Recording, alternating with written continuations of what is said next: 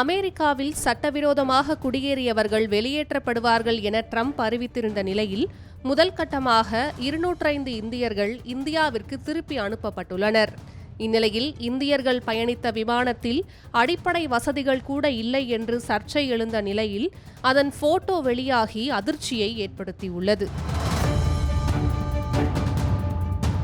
அமெரிக்க அதிபராக ட்ரம்ப் பொறுப்பேற்றவுடன் வெளியிட்ட முக்கிய அறிவிப்புகளில் ஒன்று, அங்கு சட்டவிரோதமாக குடியேறி உள்ளவர்கள் அந்தந்த நாடுகளுக்கு திருப்பி அனுப்பப்படுவார்கள் என்பதுதான்.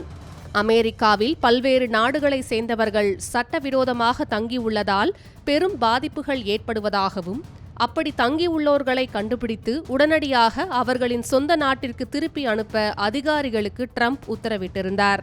இதையடுத்து அமெரிக்காவில் சட்டவிரோதமாக தங்கியுள்ள இந்தியர்கள் உள்ளிட்ட பல்வேறு நாடுகளை சேர்ந்தவர்களை கணக்கெடுக்கும் பணிகள் தீவிரமாக நடைபெற்று வருகிறது. அதோடு அவர்களை திருப்பி அனுப்பும் பணிகளும் தற்போது தொடங்கியுள்ளன. அமெரிக்காவில் சட்டவிரோதமாக குடியேறிய இந்தியர்கள் 18,000 பேர் கணக்கெடுக்கப்பட்டுள்ளதாக அண்மையில் செய்திகள் வெளியானது. இந்நிலையில் அமெரிக்காவில் சட்டவிரோதமாக தங்கியிருக்கும் இந்தியர்களை முறைப்படி திரும்ப பெறுவோம் என இந்தியாவும் ஒப்புக்கொண்டது. அதன்படி தற்போது 205 இந்தியர்களை ஏற்றிக்கொண்டு C-17 என்ற முதல் ராணுவ விமானம் அமெரிக்காவிலிருந்து புறப்பட்டுள்ளது.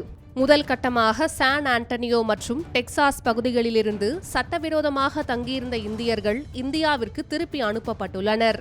இதில் விஷயம் என்னவென்றால், இந்த 205 இந்தியர்கள் பயணிக்கும் C-17 விமானத்தில் இந்திய பயணிகள் மிக நெருக்கமாக அமர்ந்திருக்கும் நிலையில் விமானத்தில் ஒரே ஒரு பாத்ரூம் வசதி மட்டுமே உள்ளது என்பதுதான் தற்போது விமர்சனத்திற்கு உள்ளாகியுள்ளது.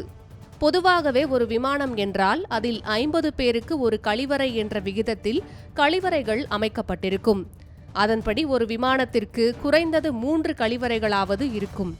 ஆனால் இது இராணுவ விமானம் என்பதால் ஒரே ஒரு கழிவறைதான் உள்ளது. இந்த விவகாரம் தற்போது சோஷியல் மீடியாக்களில் வைரலான நிலையில் மிகப்பெரிய பேசுபொருளாக மாறியுள்ளது.